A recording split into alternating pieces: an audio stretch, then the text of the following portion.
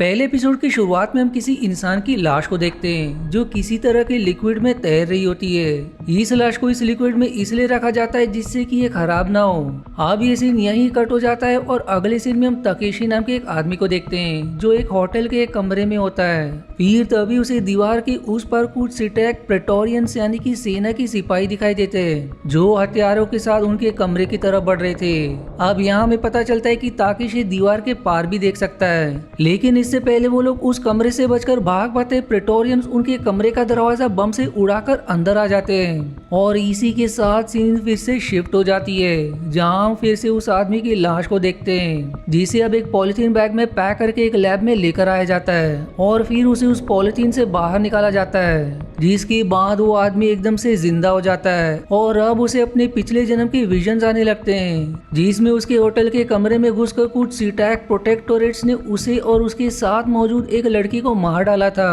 अब हमें पता चलता है कि ये कोई और नहीं बल्कि ताकेशी है जो अब नए शरीर में है। दरअसल ये कई साल आगे का भविष्य है और इस समय तक इंसान पृथ्वी की तरह ही कई और प्लैनेट की खोज कर चुका था और वहां से मिले एलियन टेक्नोलॉजी की मदद से उसने स्टैक नाम का एक डिवाइस बनाया था जिसको गर्दन के पीछे रीढ़ की हड्डी के साथ कनेक्ट किया जाता है। ये स्टैक इंसान की सारी यादों को स्टोर करके रखता है और अगर किसी वजह से उस इंसान की मौत हो जाए तो उसके स्टैक को दूसरे शरीर में लगाकर उसे फिर से जिंदा किया जा सकता है, लेकिन अगर किसी वजह से ये स्टैक टूट जाए तो उस इंसान की हमेशा के लिए मौत हो जाती है। अब जैसे ही ताकेशी को होश आता है वो सबसे पहले उन वैज्ञानिकों पर हमला कर देता है और फिर अपने आप को संभालते हुए उनसे आज की तारीख पूछता है जिससे उसे पता चलता है कि उसे उसके मरने के 250 सालों बाद किसी और शरीर में फिर से जिंदा किया गया है। इसके बाद उसे जेल के वार्डन के पास ले जाया जाता है जहां वार्डन उसे बताता है कि वो अभी एक जेल में है जहां अभी तक वो सजा काट रहा था क्योंकि उसके ऊपर जासूसी करने, देश को धोखा देने और कई सारे लोगों का कत्ल करने का आरोप था। लेकिन इस शहर के एक बहुत रईस आदमी लॉरेंस बैंक्रॉफ्ट ने उसकी इस नई बॉडी का खर्चा करके उसे फिर से जिंदा किया,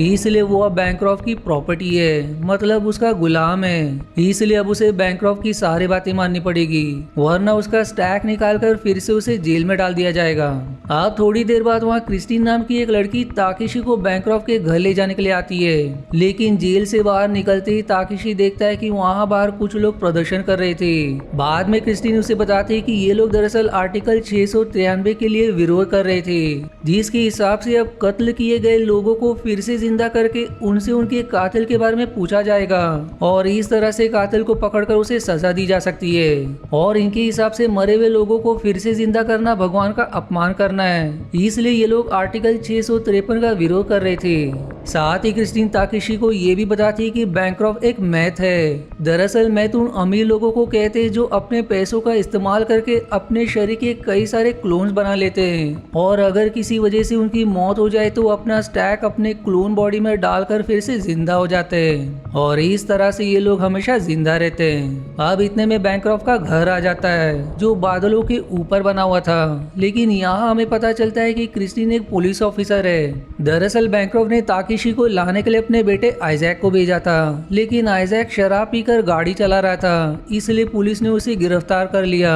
और उसके बदले में क्रिस्टीन ताकेशी को यहाँ लेकर आई थी। अब बैंक्रॉफ्ट की पत्नी मिरियम ताकेशी को बैंक्रॉफ्ट के पास लेकर जाती है जहां बैंक्रॉफ्ट और ताकेशी की बातचीत से हमें पता चलता है कि ताकेशी एक एनवॉय है। दरअसल आज से सैकड़ों साल पहले कुछ लोग थे जो नहीं चाहते थे कि कुछ अमीर इंसान इन स्टैक्स का इस्तेमाल करके अमर हो जाए, क्योंकि अमर होने के बाद उन्हें किसी बात का डर नहीं रहता और वो गरीब लोगों का शोषण करते। इसलिए उन्होंने अपनी एक सेना बनाई ताकि वो सभी इन स्टैक्स की टेक्नोलॉजी को हमेशा के लिए खत्म कर सके। जिस सेना के सैनिकों को एनवॉयज कहा जाता है और ये एनवॉयज जासूसी करने और लड़ने में माहिर थे, लेकिन आखिर में प्रोटेक्टोरेट्स ने सभी एनवॉयज को हराकर मार दिया और अब ताकेशी आखिरी बचा हुआ एनवॉय है। अब बैंक्रॉफ्ट ताकेशी को बताता है कि कुछ दिनों पहले किसी ने मेरी हत्या कर दी थी और जिस हथियार से मेरी हत्या की गई वो हमारे घर के एक बायोमेट्रिक लॉकर में रखा हुआ था जिसे सिर्फ मैं और मेरी पत्नी मिरियम ही खोल सकती है, लेकिन मेरी स्टैक का डेटा सैटेलाइट से कनेक्टेड है और इसलिए स्टैक के खत्म हो जाने पर भी मैं जिंदा बच गया और मेरे स्टैक का डेटा हर 48 घंटों में सैटेलाइट पर ट्रांसफर ट्रांसफर होता है, लेकिन इस बार डेटा ट्रांसफर होने से 10 मिनट पहले ही किसी ने मुझे मारकर मेरा स्टैक तोड़ दिया था, इसलिए उसके पहले के 48 घंटों का डेटा ट्रांसफर नहीं हो पाया और मैं भूल गया कि मुझे किसने मारा, इसलिए मैंने तुम्हें अपने कातिल का पता लगाने के लिए फिर से जिंदा किया है। आगे वो ये भी वादा करता है कि अगर तुमने मेरे कातिल का पता लगा लिया तो मैं तुम्हारी बाकी की सजा माफ करवा दूंगा, साथ ही मैं तुम्हें एक अकाउंट खोल कर दूंगा जिससे तुम कितने भी पैसे खर्च कर सकते हो, जिसके अलावा मैं तुम्हें 50 करोड़ रुपए भी मिलेंगे। लेकिन ताकेशी उसका काम करने से मना कर देता है क्योंकि मरने से पहले वो इन्हीं मैच के खिलाफ लड़ रहा था और इसलिए उसे इन अमीर लोगों से नफरत होती है। पर बैंक्रॉफ्ट उसे इस बारे में सोचने के लिए एक दिन का समय देता है, जिसके बाद ताकेशी शहर में आ जाता है। अब यहाँ आकर वो थोड़ा नशा करता है, जिसके बाद उसकी तबीयत खराब होने लगती है, लेकिन तभी क्रिस्टीन वहाँ पहुँच जाती है और उसे संभालती है। दरअसल क्रिस्टीन ने ताकेशी के शरीर में एक ट्रैकर फिट कर दिया था जिससे कि वो हमेशा उस पर नजर रख सके और इसकी वजह हमें आगे की कहानी में पता चलेगी। अब इसके बाद ताकेशी खुद को संभालते हुए एक एआई होटल में जाकर वहां रुकने का फैसला करता है और बैंक्रॉफ्ट के दिए हुए अकाउंट से पेमेंट करता है। दरअसल एआई होटल उन होटल्स को कहते हैं जिन्हें एक एआई कंप्यूटर प्रोग्राम कंट्रोल करता है और इस होटल को एक पोआई नाम का एआई कंट्रोल करता था। अब ताकेशी होटल में चेक इन कर ही रहा होता है कि तभी वहाँ दिमी नाम का एक क्रिमिनल अपने कुछ साथियों के साथ आ जाता है और ताकेशी को अपने साथ चलने के लिए कहता है, लेकिन ताकेशी उसके साथ जाने से मना कर देता है, इसलिए अब डीमी उसे मारने लगता है। लेकिन इसी बीच पोए ताकेशी से इशारे में होटल में अपना चेक इन कंप्लीट करने को कहता है और ऐसा करने पर अब ताकेशी इस होटल का एक कस्टमर बन जाता है, इसलिए उसकी सुरक्षा पोए की जिम्मेदारी है। इसलिए अब पोए वहाँ खड़े सभी लोगों को होटल में लगे हथियारों से मार गिराता है, जिसके बाद पोए पुलिस को कॉल करता है और कुछ देर बाद वहाँ पर क्रिस्टीन आती है जो ताकेशी को बताती है कि डीमी नाम का एक मोस्ट वांटेड क्रिमिनल था जिसने अपने स्टैक की 2 कॉपीज बनाई थी और उसे अलग अलग शरीर में डाल दिया, जिससे कि इसका एक स्टैक खत्म होने पर भी वो ना मरे, जिसे दरअसल डबल स्लीविंग कहते हैं और ये एक क्राइम है जिसकी सजा मौत है। अब ये सब सुनने के बाद ताकेशी ऊपर अपने कमरे में चला जाता है, लेकिन तभी उसे अपने पास के कुछ विजन्स आने लगते हैं जिसमें लड़ाई में उसके सारे अनवय साथी मारे गए थे और सिर्फ वो ही अकेला बचा था, जो सब याद करने पर ताकेशी इतना परेशान हो जाता है कि वो अपना स्टैक खत्म करके आत्महत्या करने की सोचता है। लेकिन तभी उसे उसके विजन्स में क्विल दिखाई देने लगती है। ऐसा इसलिए होता है क्योंकि जब किसी के स्टैक को किसी दूसरे इंसान के शरीर में डाला जाता है तो वापस जिंदा होने पर उसे अपने पास के कुछ विजन्स बार बार दिखाई देने लगते हैं। आप क्विल जो 250 साल पहले हुई लड़ाई में मारी गई थी वो ताकेशी को आत्महत्या करने से रोकती है और उसे बैंक्रॉफ्ट का केस सॉल्व करने को कहती है, जिसकी बात ताकेशी सीधा बैंक्रॉफ्ट के पास जाकर उसे बताता है कि वो उसका मर्डर हत्या सॉल्व करने के लिए तैयार है, जिसकी साथ ही ये पहला एपिसोड यहीं समाप्त हो जाता है। सेकेंड एपिसोड की शुरुआत में हम एक आदमी को देखते हैं जो अपने बेटे के साथ नदी में मछलियां पकड़ रहा होता है। तभी वो दोनों देखते हैं कि वहाँ पर बहुत ऊंचाई से एक लड़की सीधे नदी में आकर गिरती है, जिससे उसकी मौत हो जाती है। इसके साथ ही सीन शिफ्ट होता है जहाँ होटल में ताकेशी से मिलने बैंकॉक की वकील प्रेस्कॉट वहाँ आती है और वो ताकेशी को साइकासेक नाम की एक बिल्डिंग में लेकर जाती है जहाँ पर अमीर आदमियों के लिए उनके शरीर के क्लोन्स बनाए जाते हैं। यहाँ एक साइंटिस्ट ताकेशी को बताता है कि इन क्लोन्स का दिमाग और स्टैक दोनों खाली होता है और जब हमारे किसी क्लाइंट का स्टैक किसी वजह से खत्म हो जाता है तो उनकी सैटेलाइट में स्टोर डेटा को क्लोन्स के खाली स्टैक में लोड किया जाता है और इस तरह से ये अमीर लोग स्टैक के खत्म हो जाने पर भी जिंदा रहते हैं। अब थोड़ी देर बाद वहाँ ताकेशी से मिलने बैंक्रॉफ्ट आता है और वो ताकेशी को बताता है कि मारे जाने से पहले यहाँ आकर उसने अपना शरीर बदला था और इसी के बाद उसका शहर में एक 400 बिलियन डॉलर की डील हुई थी, लेकिन इस बारे में उसे कुछ भी याद नहीं था। वहीं दूसरी तरफ हम पोई को देखते हैं जो अपने एआई दोस्तों से मिलने एक वर्चुअल क्लब में जाता है जहां वो सभी पोई का मजाक उड़ाने लगते हैं क्योंकि वो अभी भी इंसानों के लिए काम करता था, जबकि बाकी एआई अपने आप को इंसानों से बड़ा मानते थे।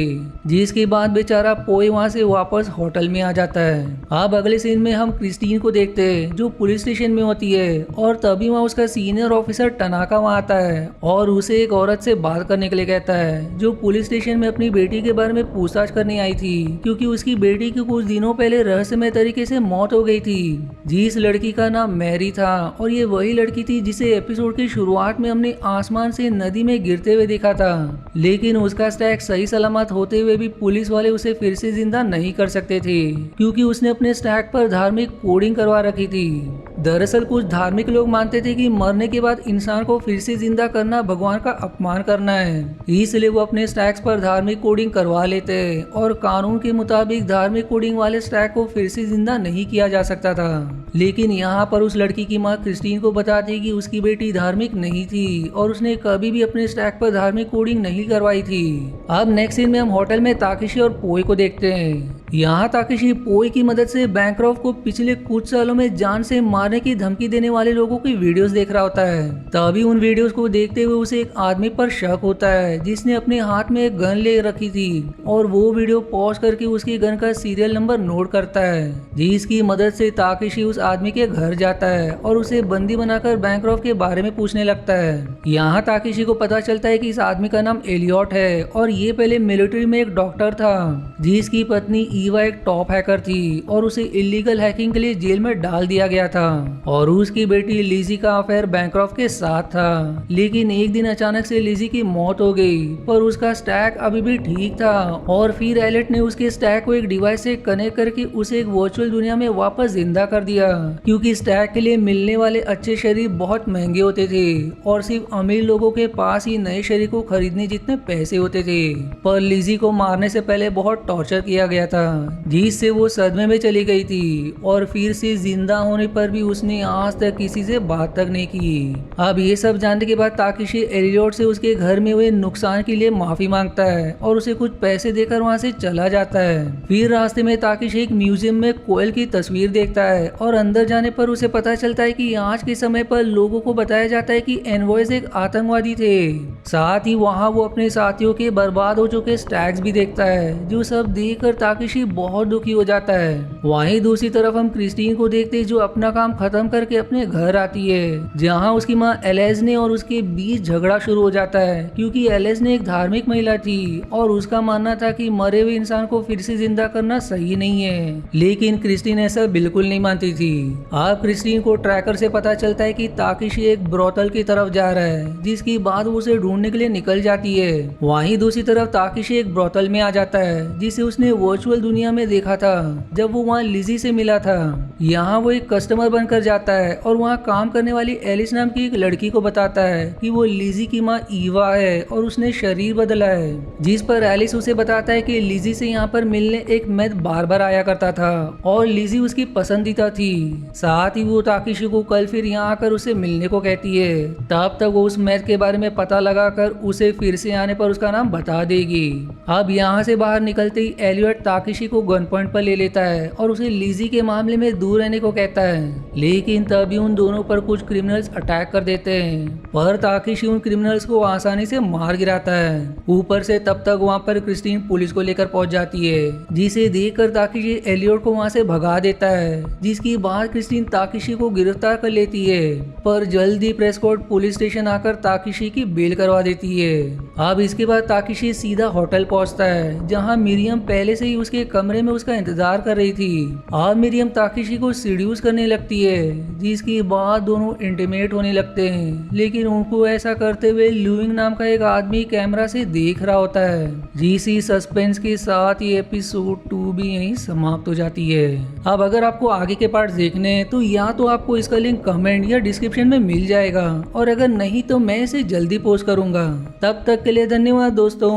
आशा है आपको मेरी एक्सप्लेनेशन पसंद आई। यदि हाँ तो प्लीज वीडियो को लाइक करना और चैनल को सब्सक्राइब करके सपोर्ट करना ना भूलें। मिलते हैं अगले एक्सप्लेनेशन वीडियो में, तब तक के लिए धन्यवाद दोस्तों।